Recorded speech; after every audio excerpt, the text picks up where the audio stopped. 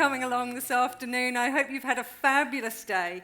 I'm here to talk about neuroscience, so the brain and how it links to creativity and innovation. And I think the really important thing for me is where we get that crossover between positive psychology, emotional intelligence, and neuroscience. Because if we don't understand the brain, we can't understand why this whole thing around positive psychology, positive emotions, mindfulness, all this really cool stuff, why it works. If we think about how intelligently we use our emotions, all emotions are valid. Not just, oh, we've got to be happy all the time. All emotions are valid. It's just how we use them intelligently. My research was around creativity and how we can understand not only how positive emotions influence us creatively, but also how the brain links to that as well.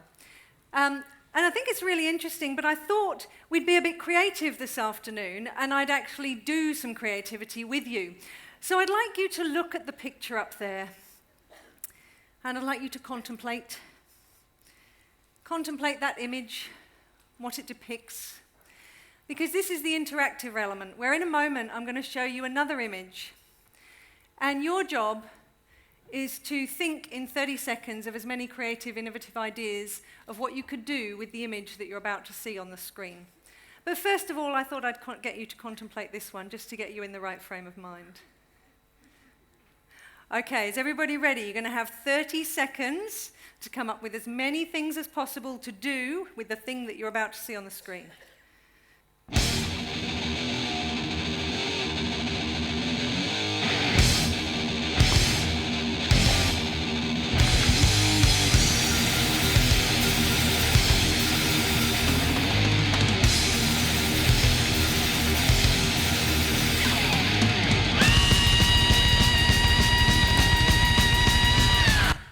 Okay, did anyone find their brain was particularly distracted by the music? Now, even if you like Slayer's Angel of Death, potentially the music may have been overriding your ability to be particularly creative or innovative. Because even if you like it, that sort of music in general doesn't enhance the parts of the brain and the positive emotions we perhaps need to be as creative. Now, I'm not saying there aren't the few that works with. I have to admit, I have seen Slayer. I actually fell asleep.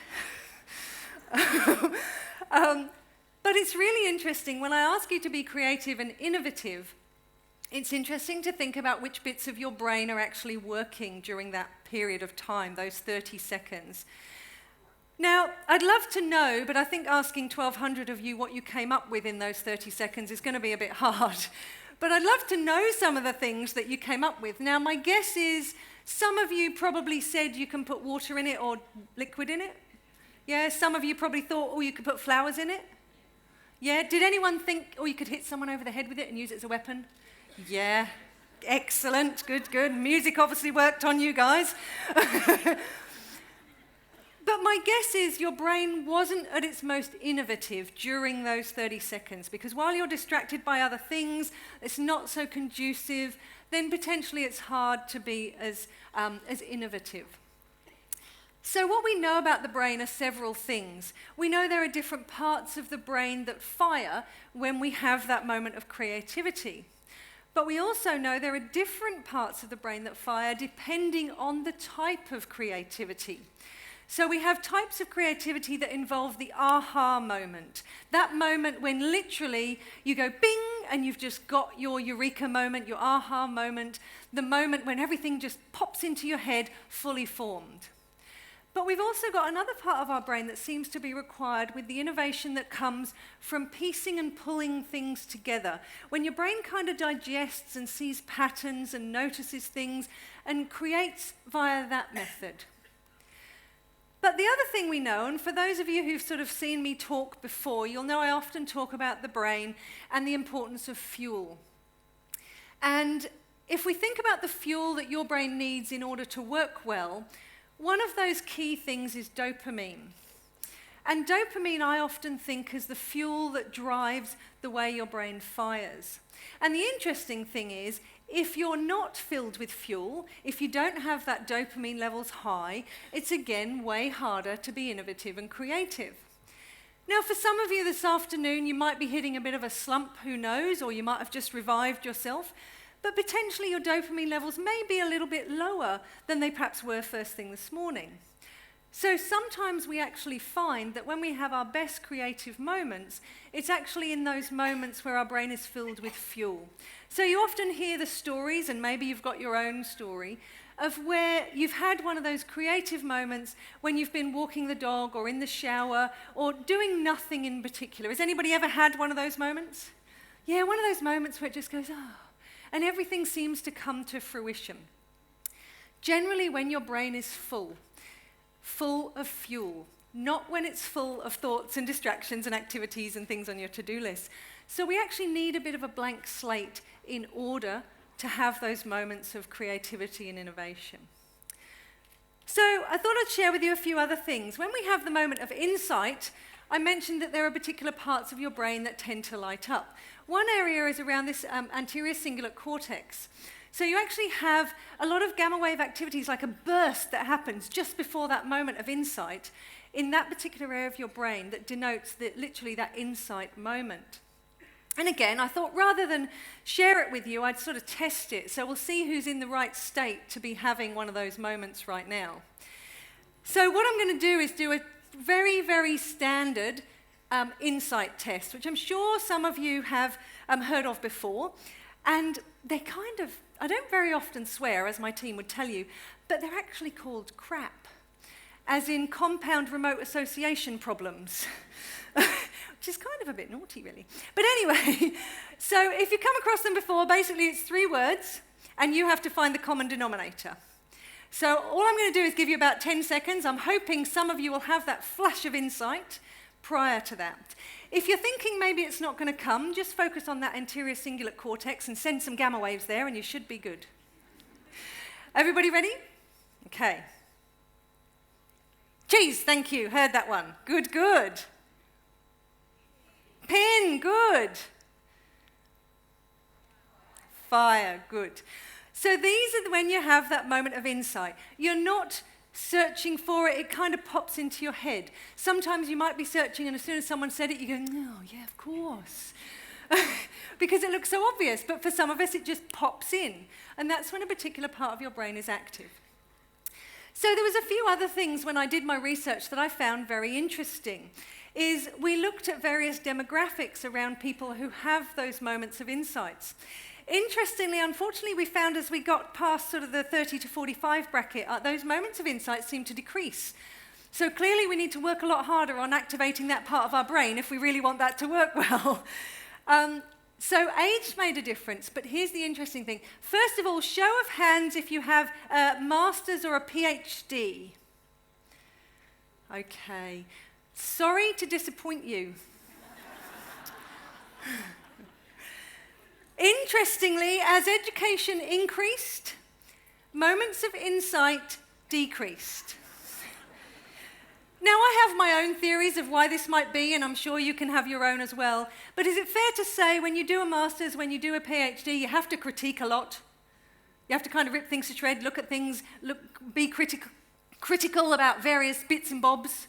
You have to do those sorts of things. Well, unfortunately, creativity requires openness, letting go of some of those critiques and challenges. It requires curiosity more so than critiquing. So again, you know, just an interesting point that we found in the research that has been found by other people, not just me. So I thought we'd end off with a sort of second round of creativity, because you will know if you've looked at anything to do with the brain that the brain is plastic. Basically, what that means is the brain changes and grows and moves, and connections are made, connections can drop off, and so on.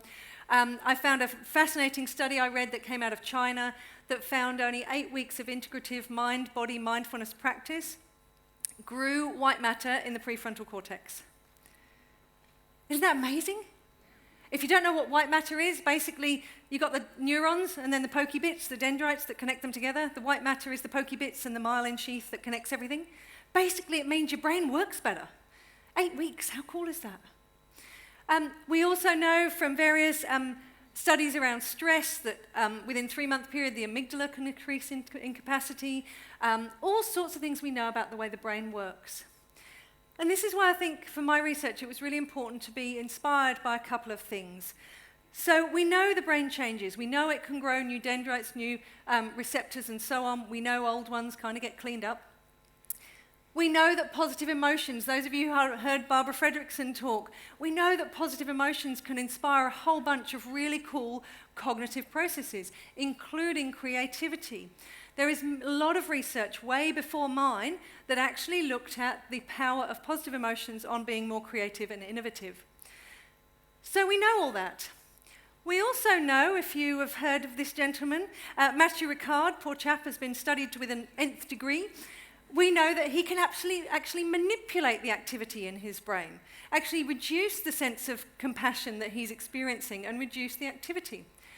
So with my research, I thought, well, hang on, if he can do it, maybe we can do it around creativity. Maybe anybody can do it. Now, I'm not suggesting we're all as amazing as he is. He's had way more than several 100,000 hours of meditation. But surely if one person can, other people can. I was told by my supervisor that it was a stupid study and I shouldn't try it because it probably wasn't going to work. So I thought, well, that's a good excuse to do it then, isn't it? So what I decided to do is explore, well, hang on, what can we do to create these opportunities for creativity? Can we manipulate our brain? Can we ensure that positive emotions are used to leverage? Can we ensure that we use curiosity in order to leverage our innovation?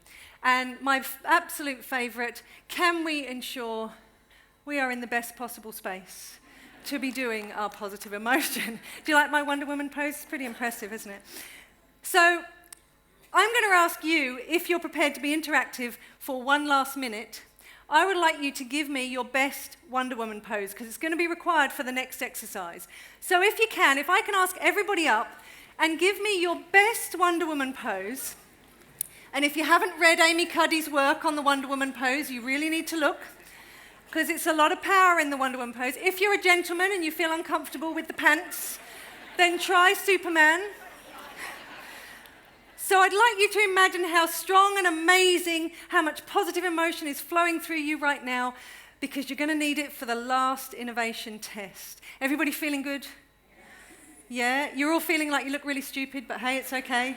Excellent. Good, good. Okay, grab a seat. You've got another 30 seconds to do this task. Contemplate on the image. And in a moment, I'm going to give you 30 seconds where I'm going to show you something else. And your job, feeling the best you can possibly be, is to note as many things as possible that you can see in that image. Everybody ready? Okay, you've got 30 seconds.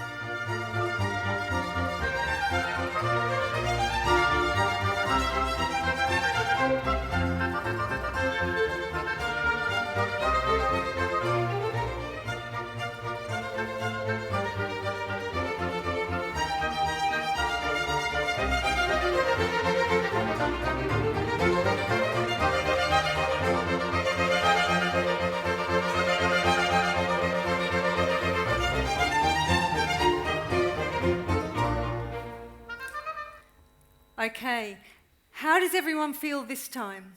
Was your brain more open, more free? Did you see some amazing things in there? Yeah, anybody see the whale? It's always wonderful to think about what can change our moments of innovation, change our moments of creativity. Think about what you can do to put yourself in the best possible state. Creativity and innovation are essential to what we do.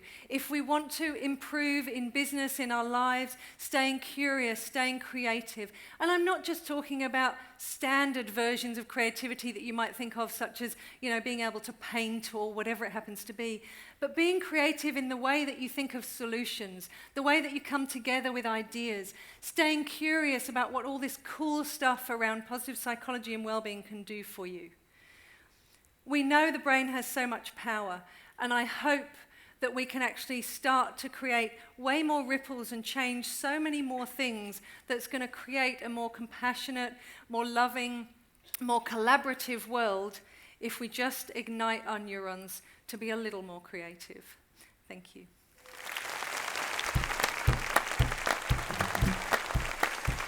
If you go to this supermarket and shouting, I want to buy peace of mind. Then people laughing, or people feel that person's mind is something wrong. Now, this word connections is a really interesting one because our kids today are more connected than ever. Of course, then when you're in an institution, people call you up. They tell you to perk up. Yeah, perk up, because I didn't think of that. I should have a happiness project, I decided. As soon as I have some free time, I'm going to do that.